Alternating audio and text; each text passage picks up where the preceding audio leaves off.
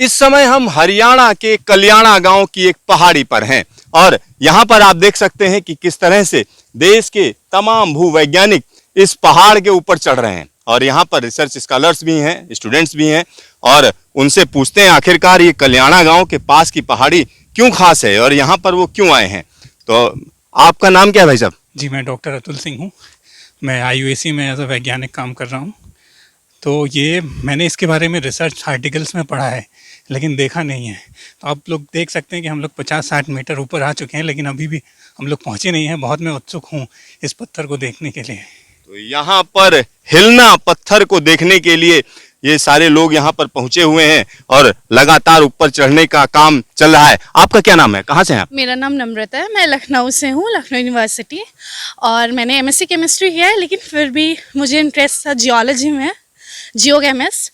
तो मैं वर्क करती हूँ सर के साथ एंड मुझे लगता है कि मदर नेचर इतनी खूबसूरत चीज़ें प्रोड्यूस करती है जो हम सबको अचंभित करने के लिए मजबूर करती है कि आपको देखना चाहिए, पता होना चाहिए। सर लाइक लिव जीने का एक मकसद कि कितना कुछ देखने के लिए है। So this it is really beautiful. तो यहाँ पर क्या देखने आए? हिलना पत्थर सा फ्लेक्सिबल सैंडस्टोन जो कि बहुत यूनिक है। आई डोंट थिंक सो कि कहीं वर्ल्ड में 2 to 3 प्लेसेस ही मिलता है सिर्फ। सो हमारी कंट्री इज़ वेरी लाइक यहीं पे मिलता है तो हम यहीं पे रिसर्च करने आए कि क्यों यहाँ पे प्रोड्यूस हो रहा है, कैसे, कहाँ पे। So that way. तो यहाँ पर आप समझिए इस तरह की तमाम चीजें हैं धरती के अंदर जो कहीं ना कहीं चौंकाती हैं, लोगों को चौंकाती हैं। और हमारे साथ यहाँ पर काम करने वाले जो साइंटिस्ट हैं वो भी हमारे साथ हैं।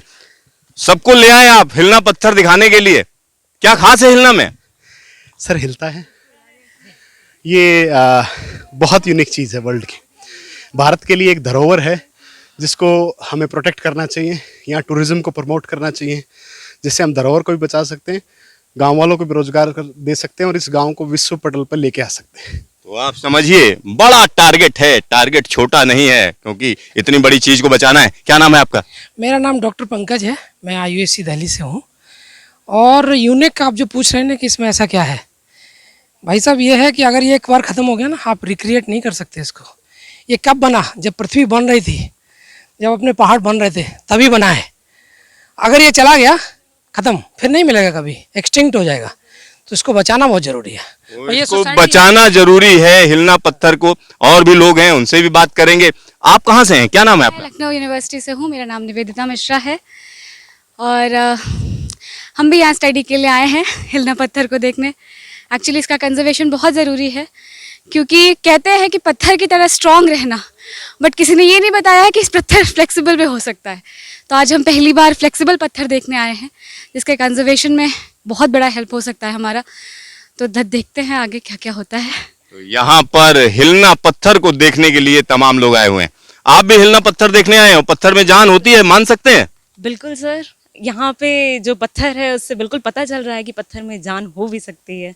और शायद इसी वजह से हम लोग तो स्टूडेंट्स, रिसर्चर्स और साइंटिस्ट वो ज़्यादा इस बारे में पता करना चाहते हैं क्योंकि ऐसा पत्थर कहीं नहीं मिलता है। बट आज हमारे भारत देश में है तो कोई ना कोई बड़ी बात तो होगी ही। क्या नाम है आपका? वेदिका गुप्ता, और मैं रिसर्च स्कॉलर हूँ यूनिवर्सिटी ऑफ दिल्ली से। ठीक है वेदिका जी, आपका धन्यवाद। तो आप कहाँ से आ रहे हैं? मैं लखनऊ यूनिवर्सिटी से आ रही हूँ, एमएससी सेकेंड ईयर की स्टूडेंट हूँ और मैं भी यही देखने आई हूँ इसी की रिसर्च के लिए। सो इसको कंजर्व करना बहुत ज़रूरी है। तो इसकी वजह से मैंने एक सैम्पल बनाया, मैंने और विभूति सर मेरे गाइड हैं, तो एक सैम्पल बनाया ताकि इससे लोग देख के समझ पाए कि क्या है, ये भी ऐसे टर्न होता है बट यहाँ से ना उसको हटाया जाए। तो यानी ये हिलना पत्थर है ये? नहीं, इस तरीके के एग्जाम्पल बनाया गया। आप समझिए इसी तरह का पत्थर होता है, आपको मैंने दिखाया भी है। और अगर इसकी बात करें तो ये एक प्लास्टिक का टुकड़ा है जिसको उस तरीके का शेप दिया गया, इसी तरीके से वो पत्थर हिलता है ये कहा जा सकता है। बिल्कुल, बहुत अच्छा आपने एग्जाम्पल दिया। और जी आप ये रख सकते हैं। नहीं आप रखिए। अच्छा ठीक है।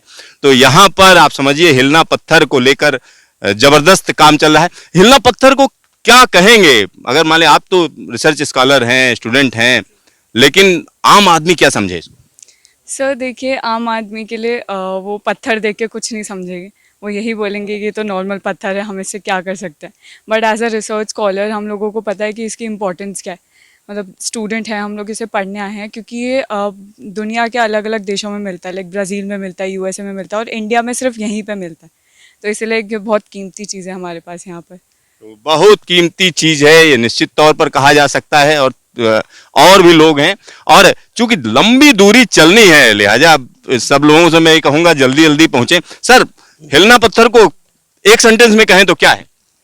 एक 1975 में मैंने ये देखा था लैब में, और आज इसे यहाँ देख रहा हूँ, तो मेरे लिए तो यही बहुत बड़ी चीज़ है।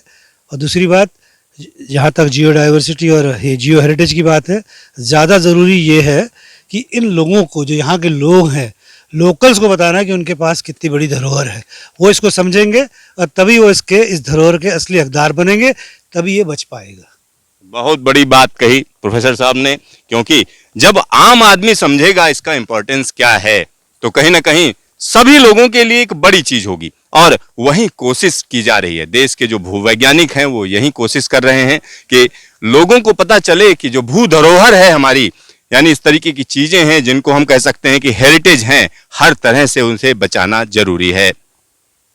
कैमरामैन हीरा मंडल के साथ सिद्धार्थ, न्यूज स्टेशन, कल्याणा गांव, हरियाणा।